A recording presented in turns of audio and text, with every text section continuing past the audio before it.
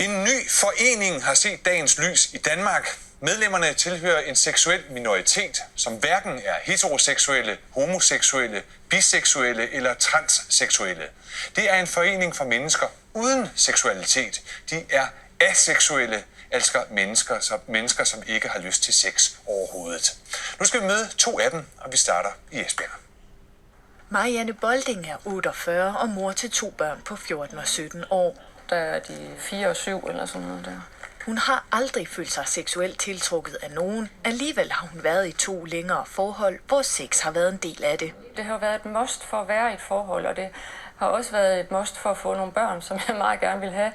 Men den seksuelle del af forholdene blev aldrig en fornøjelse. Så har jeg også brugt meget den der med, lad os få det overstået, altså inde i mit hoved. Så gør vi det nu, og så har jeg fred et stykke tid. Og det er jo en forfærdelig tankegang for folk, der har et normalt sexliv og har lyst til at have det. Der er det ikke sådan, man skal tænke. Det vurderes, at ca. 1-2% af verdens befolkning er aseksuelle, og det omfatter både mænd og kvinder. Det har fyldt meget i mit hoved, ikke? Fordi jeg har hele tiden tænkt på, hvordan jeg kunne undgå det. Og hvordan vi kunne have det godt, selvom vi ikke havde sex.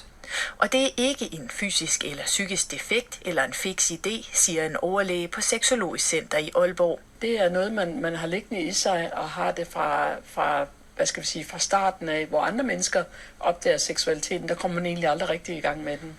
Clara Sofie Elfing er 19 år. Da interessen for sex ramte klassekammeraterne i puberteten, sprang den hende over. Så var min første tanke, at der var noget i vejen med mig. At der var et eller andet galt. I dag ved hun, at hun er aseksuel. Hvordan kan du vide, at du ikke vil have sex, hvis du aldrig har prøvet det? Hvis man er heteroseksuel, så ved man godt, at man vil ikke være sammen med nogen af det samme køn. Og jeg ved bare, at jeg ikke vil være sammen med nogen overhovedet. Jeg har vist også revanche til gode. For Marianne Bolding har det taget lang tid at acceptere, at hun var aseksuel. Nu drømmer hun om et forhold uden sex. Det er meget, meget ærgelse, man har brugt på det. Meget irritation og meget egentlig sådan lidt krænkelse af sig selv, fordi man har udsat sig selv for det, uden at have lyst. Clara Sofie Elfing har accepteret, at hun ikke vil have sex nogensinde, og tror på familie og børn kan lade sig gøre uden. Verden har ligesom fundet ud af, at man kan sagtens have sex, uden at der er kærlighed, men så burde det også være muligt, at der er kærlighed uden sex.